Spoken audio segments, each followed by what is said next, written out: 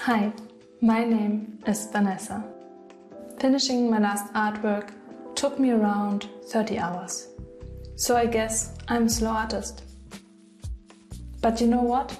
It's okay to be slow, and I tell you why. Meanwhile, you can follow the final brushstrokes of my recent painting. My slow painting. Let's start with a simple question. Why do people think they are slow? I mean, who decided what's slow and what's fast? And which one is adequate? Sure, if you're a commercial artist, you need to follow deadlines to deliver on time. But as a hobby artist, this doesn't apply to you. Yet I guess you all know this inner voice popping up. From time to time, it's trying to push you to produce more and paint or draw better. And as if this wasn't already enough, you should produce better quality even faster.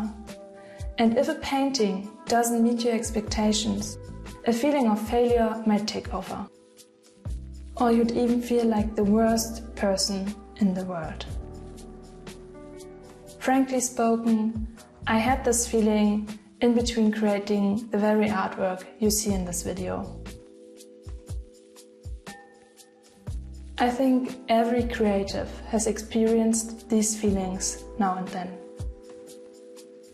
But the thing with this pushy fellow in your head is that it just moved there, so you can also remove it. Our habit of comparison was, so to say, the furniture truck bringing it there. Each day we can dive into an ocean of artworks. We see them on social media, on TV, or even when walking down the street. First, advertising told us what to look like, which trends to chase, and very important in Germany, which car to drive. Since a few years, social media hopped on the driver's seat and telling us what a good life looks like. It brought the lives of people like you and me onto everybody's screens, sharing their days and their artworks. So comparing got even easier. The thing is that people only share the good sides of their lives and the best pages of their sketchbooks. Us observers tend to think, oh my god, everyone is so pretty, and all of the artists create one masterpiece after another. We started to assume or even believe that this is the standard, and everyone seems to be caught in a constant rush to live up what we are shown. Don't get me wrong, wanting to grow as a person or an artist and challenging yourself is great. But what we are shown is often a distorted truth.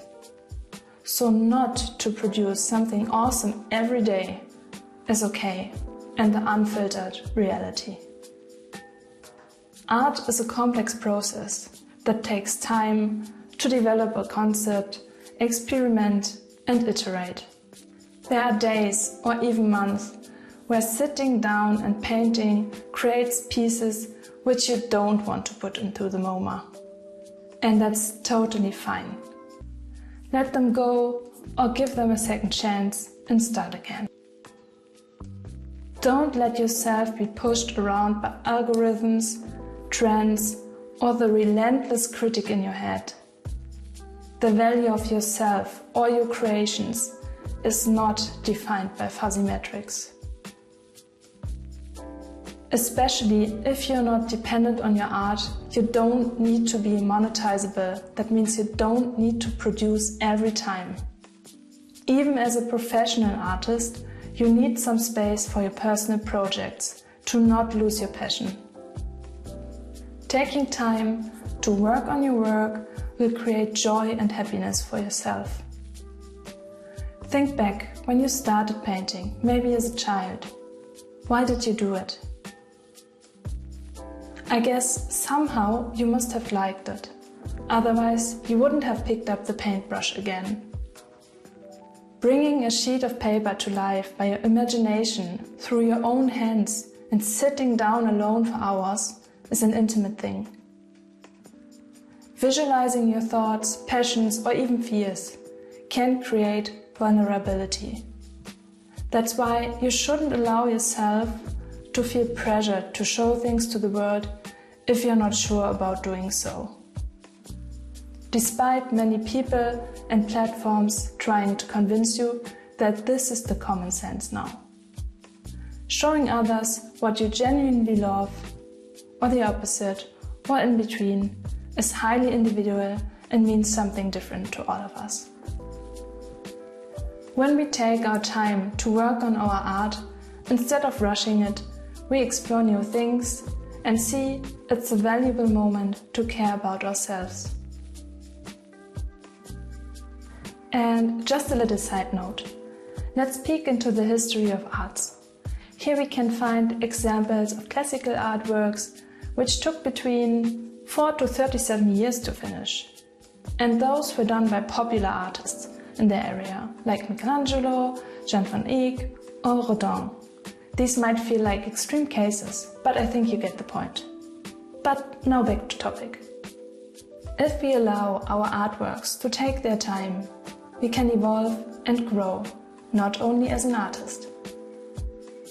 We learn to fall in love with the process, and maybe even miss it after finishing a painting, longing for the next painting journey already. So instead of chasing numbers, let's follow our passion.